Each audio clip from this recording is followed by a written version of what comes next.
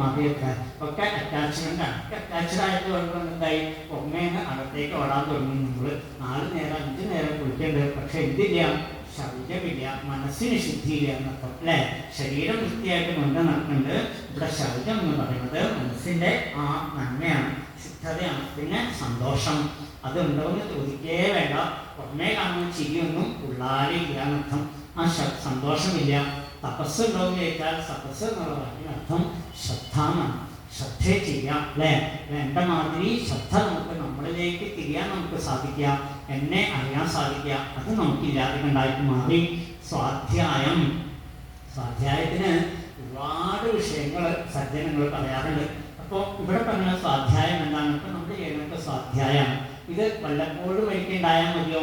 അത് പോരാ. നിത്യവും എന്ത് വേണം? അല്പസമയം എവിടെയെങ്കിലും സ്വസ്ഥമായിട്ട് ഇരുന്നുകൊണ്ട് ഭാഗവതമായിക്കോട്ടെ, നാരായണീയമായിക്കോട്ടെ, ദേവീമഹാത്മ്യമായിക്കോട്ടെ, ഏതെങ്കിലും ഒരു ഗ്രന്ഥത്തിനെ സ്ഥിരമായിട്ട് ഉപാസിക്കുക അല്ലേ. ഏതെങ്കിലും ഒരു മന്ത്രത്തിനെ സ്ഥിരമായിട്ട് ഉപാസിക്കുക. അതിൻ്റെ സ്വാധ്യായം സ്വയമേവ നമ്മൾ അധ്യായം ചെയ്യാം. 5-ാമതായിട്ട് ഈശ്വര പ്രണിധാനം, ഈശ്വര ഭരണം, അതിലേക്ക് തന്നെ മനസ്സിനെ ലയിപ്പിക്കാം. ഇതിൻ്റെ പേരാണ് നിയമം. അപ്പോൾ എപ്പോഴും മനസ്സ് എങ്ങനെയായി തീരണമെന്നറിയോ? സർവകർമ്മങ്ങളും ഈശ്വരാർപ്പണമാക്കി ചെയ്യുമ്പോഴാണ് ഈശ്വര ഇവിടെ പറയണ ആ വാക്ക് ഈശ്വര പ്രണിധാനം. എല്ലാ കർമ്മങ്ങളും എന്ത് ചെയ്യുന്നുണ്ടോ നമ്മൾ. ഇപ്പോൾ 4 മണിക്ക് ഇറങ്ങി ചായ പഴയ കഴിക്കുന്ന സമയത്ത് എൻ്റെ അമ്മ നിനക്ക് വേണ്ടിയിട്ടാണോ, എൻ്റെ വിവാഹിപ്പാൻ നിനക്ക് വേണ്ടിയിട്ടാണ്, ആ ഒരു ചിന്ത നമുക്ക് വന്നാൽ അത് മതിയാണ്. അതുകൊണ്ട് ഭഗവാൻ സന്തോഷമാവുന്നു. ഏത് കർമ്മങ്ങൾ ചെയ്യുമ്പോഴും ഉറങ്ങാൻ കിടക്കുന്ന സമയത്ത്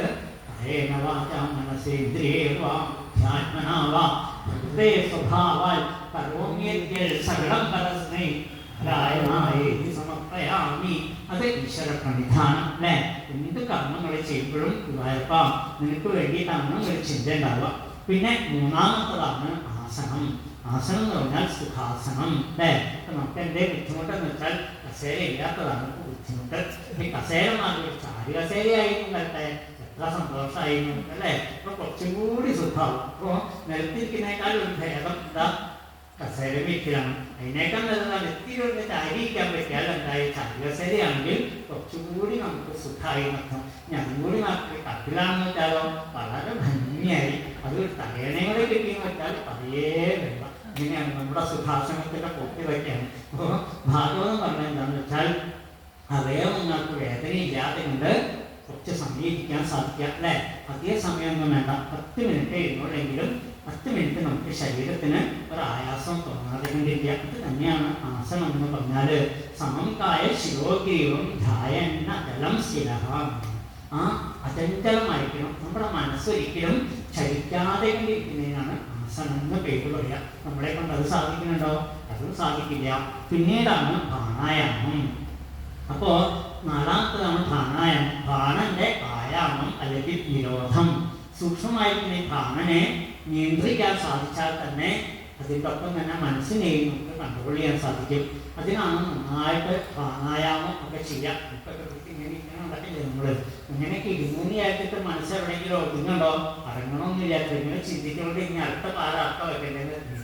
അപ്പോൾ അതുകൊണ്ട് യാതൊരു ഗുണം കാണുന്നില്ല. ഇപ്പോൾ ഒരു കാലത്ത് അങ്ങനെയൊക്കെ സാധിച്ചു എന്നാണ്. അപ്പോൾ ആ പ്രാണായാമം എന്തിനാണെന്ന് ചോദിച്ചാൽ അത് ആ മനസ്സിനെ ഏകാഗ്രമാക്കാൻ, ശ്വാസോച്ഛ്വാസ ഗതികളെ നേരെയാക്കാൻ വേണ്ടിയിട്ടാണ്. 5-ാമതായിട്ടാണ് പ്രത്യാഹാരം. ഓരോ ഇന്ദ്രിയത്തിനെയും അതാതിൻ്റെ വിഷയങ്ങളിൽ നിന്ന് പിൻവലിച്ചിട്ട് ചിത്തത്തിൽ ഉറപ്പിക്കുന്നതിൻ്റെ പേരാണ് പ്രത്യാഹാരം. ആമയെ പോലെ നമ്മുടെ ഇന്ദ്രിയങ്ങൾ എവിടേക്കോ പോകുന്ന കണ്ണിനെയും മുക്കിനെയും നാക്കിനെയും തൊക്കിനെയും ആ എല്ലാത്തിനെയും ഉള്ളിലേക്ക് വലിച്ചിട്ട് അതാത് സ്ഥാനത്ത് നിന്ന് എവിടെയാണ് ഉറച്ചിരിക്കുന്നത് അതിൽ നിന്ന് പിൻവലിച്ച് ഉള്ളിലേക്ക് ആക്കി തീർക്കുക പ്രത്യാഹാരം. ധാരണ, എല്ലാ ഇന്ദ്രിയങ്ങളിലേക്കുള്ള ചിത്തത്തിലെ ഹൃദയപത്മത്തിലോ അല്ലെങ്കിൽ ഇഷ്ടദേവന്റെ രൂപത്തിലോ ബന്ധിച്ച് നിർത്തുന്ന പരിപാടിക്കാണ് എന്ത് പേര് പറയാം? ധാരണ. അതെ, അതൊക്കെ നമ്മൾ ചെയ്യാറുണ്ട് സാധാരണ. പിന്നെയാണ് ധ്യാനം. അതാണ് ഏറ്റവും ബുദ്ധിമുട്ടെന്ന് പറഞ്ഞാൽ ധ്യേയമായ വസ്തുവിൽ ചിത്തത്തിനെ ഉറപ്പിച്ച് നിർത്തുക. അത്ര എളുപ്പമുള്ള കാര്യമൊന്നുമല്ല അത്ര. അപ്പോൾ ഇത്രയും 7 കാര്യങ്ങൾ കഴിഞ്ഞിട്ട് വേണം പിന്നെ ഏതിലേക്ക് എത്താനായിട്ട്? സമാധി എന്ന അവസ്ഥയിലേക്ക് വരാൻ അല്ലേ. അപ്പം നമുക്ക് പറയുന്നത് ഇന്നാൾ കണ്ടു എവിടെയാണോ സമാധി, അയാളെ അതിൻ്റെ ഉള്ളിലിട്ട് കൂട്ടി എത്ര.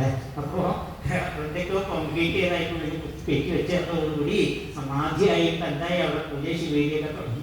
അപ്പോൾ 12 വരെ ഉണ്ട്. ഇപ്പം എന്തിനാ ഇതൊക്കെ ചെയ്തതെന്ന് വെച്ച് കഴിഞ്ഞാൽ ഇങ്ങനെയാണ് സമാധിയെന്ന് നമ്മൾ തെറ്റിദ്ധരിച്ചിരിക്കുകയാണ്. ഇതൊക്കെ ഭാഗവതം ഭംഗിയായിട്ട് പറഞ്ഞിട്ടുണ്ട്. മനസ്സിനെ അടക്കിക്കൊണ്ട് മറ്റുള്ള ചിന്തകളൊക്കെ ഇല്ലാതെ ഉണ്ടായിത്തീരണം. ആദ്യത്തെ 5 ബാഹ്യമായിട്ടുള്ള ആ സാധനങ്ങളാണെങ്കിൽ ധാരണാധ്യാനം, സമാധി, ഇത് ആന്തരികമായിട്ടുള്ള സാധനയാണ്. ഇങ്ങനെ 2 സാധനങ്ങളെ പറഞ്ഞുകൊണ്ട് മനസ്സിനെ അടക്കിക്കൊണ്ട് എന്ത് വേണം? പ്രസന്നവദനാംഭോജം പത്മഗർഭാരുണേക്ഷണം നീലോൽപലതലശ്യാമം ശംഖചക്രഗദാധരം ലസൽ പങ്കജകിഞ്ചൽകപീതകൗശേയവാസസം ശ്രീവത്സവക്ഷസംഭാജൽ കൗസ്തുഭാമുക്തകന്ധരം. മനോഹരമായിട്ടുള്ള ഭഗവാന്റെ രൂപത്തിനെ ധ്യാനിക്കണം അമ്മ. അതാണ് വേണ്ടത്. പ്രസന്നവദനാംഭോജം പത്മഗർഭാരുണേക്ഷണം. എന്ത് രസമായിട്ടാണ് അമ്മയോട് പറയാം, അമ്മ മനോഹരമായിട്ടുള്ള രൂപത്തില് ആ ഈശ്വരന്റെ രൂപത്തിനെ ധ്യാനിക്കാവുന്ന അലൗകിക മൂർത്തി ധ്യാനം എന്നതിന് പേര് പറയും. അലൗകികമായിരിക്കുന്ന ആ സ്വരൂപത്തിനെ അമ്മ ധ്യാനിക്കുന്നതാണ്. എന്നിട്ട് പറഞ്ഞു ദർശനീയതമം ശാന്തം മനോനയനവർദ്ധനം. എങ്ങനെയായിരിക്കണം ആ ഭഗവാന്റെ രൂപം? ദർശനീയതമം ശാന്തം, കണ്ടാൽ എത്ര മനോഹരാണോ അത്രയും നല്ല രൂപത്തിനെ ധ്യാനിക്കണം എന്നാണ്. അല്ലാതെ കണ്ടാൽ ഭയങ്കരമായിട്ടുള്ള രൂപത്തിനെ ധ്യാനിച്ചാൽ നമ്മുടെ മനസ്സ് അതുപോലെയാവും അല്ലേ? മനസ്സ് ഇങ്ങനെ ധ്യാനിക്കണോ? ഏത് രൂപത്തിനെ ഉൾക്കൊള്ളണോ? രൂപമില്ലാത്ത മനസ്സ് അതേപോലെ ആയിത്തീരും. ഉള്ളിനെ ധ്യാനിച്ചാൽ ഉള്ളുപോലെ ദുഷ്ടമാവും, പൂവിനെ ധ്യാനിച്ചാൽ പൂവ് പോലെ മനോഹരാവും. അപ്പൊ മനസ്സ് ഏതിനെയാണ് ധ്യാനിക്കേണ്ടത്? ഏറ്റവും നല്ലത് അഭീക്ഷദർശനം ശശ്വൽ സർവലോക നമസ്കൃതം, സകല ലോകങ്ങളും നമസ്കരിക്കുന്നതായിരിക്കുന്ന അഭീക്ഷദർശനം, ആ സുന്ദരമായിരിക്കുന്ന ആ രൂപത്തിനെ കാണുമ്മ. എന്നിട്ട് പറഞ്ഞു എങ്ങനെയുള്ള രൂപമാണ് ഏറ്റവും നല്ലത്? ഈശ്വരന്റെ ഏറ്റവും കൈശോരമായിരിക്കുന്ന മൂർത്തി രൂപത്തിനെ ധ്യാനിക്കൂ. സന്തം വയസി കൈശോരെ പ്രത്യാനുഗ്രഹകാതരം